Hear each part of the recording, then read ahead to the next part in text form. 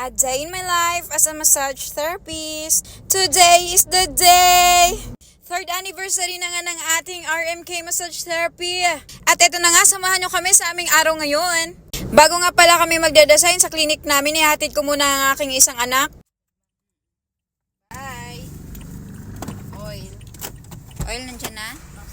Alcohol. Bye-bye!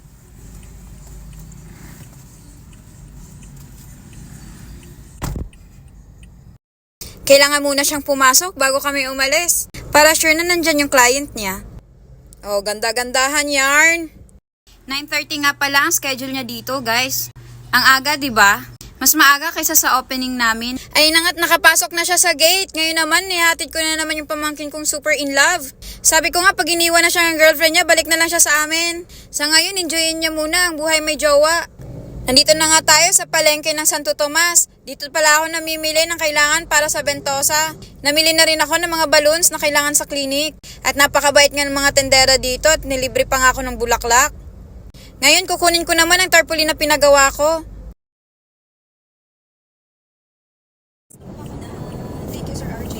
Subi namin siya sa pagpaprint na.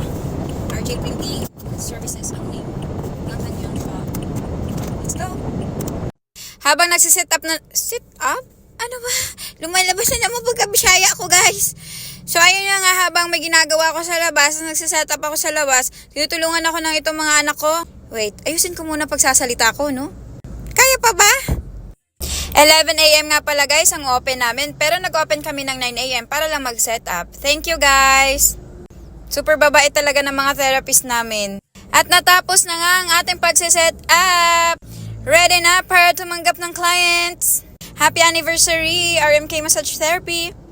May bookings pala kaagad kami, home service, kaya hatid ko na tong isa kong anak. Anak kong hindi dapat magutom. Ayan siya. Malapit na nga kami sa kanyang paaralan. O anak, ready na ba baon mo? May pera ka na ba?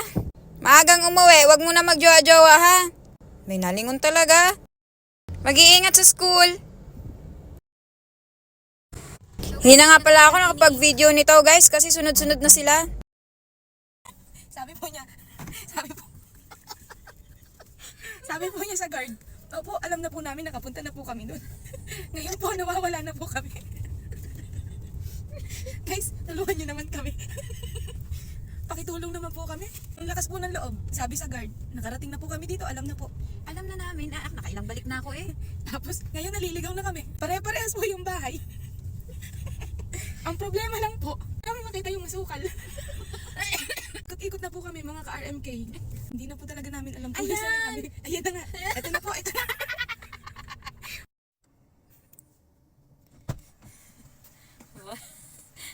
Kamusta?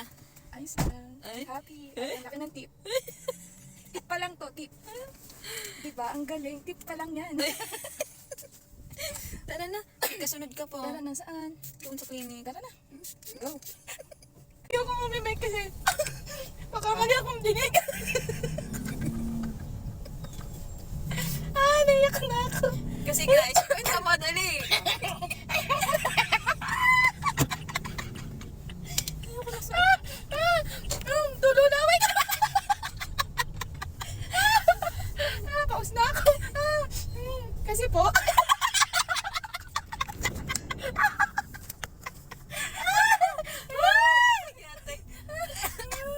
Kanina po, di ba naligaw kami? Tapos, inabot po yung ID. Kasi guys, kailangan mo mag-surrender ng ID pagpapasok ka. Ano nangyari? Ikaw na natatawa! Ito, inabot po yan. Yung ID. Ang sabi po ng lalaki, sir, ito na. Sabi ba naman sa akin, sir, Double check ka na! mukha na ako lalaki. Ken, ano ka ba na? Mamaya tatanong ko sa asawa ko, natira ka ba ng lalaki? Sabi ko po doon sa lalaki, naka-butterfly. Guys, naka-butterfly ako. Naka-butterfly yung hair ko. Ayan o, naka-butterfly. Akala niya, jowa ko. Nakailang beses pagkamalan akong tomboy! Patingin. Para nga, mami. Visit. pinapawisan. Sabi pa naman sa akin, sir, pa-double check na lang sir ng ID. Nagtingi na nga. Sabi ko, Tinignan ko siya, sabi ko. Siya ko kung simbak tayo ng pandinig. Guys, sir nga ang narinig namin, same. pero siya po yung guard. Maliwanag pa. Yung nagbigay sa amin ng ano, siya yung kumuha ng ID. Tapos ngayon, nag-sensor. Ayoko na. Ay, paus na ako. Abangan niyo yung part 2.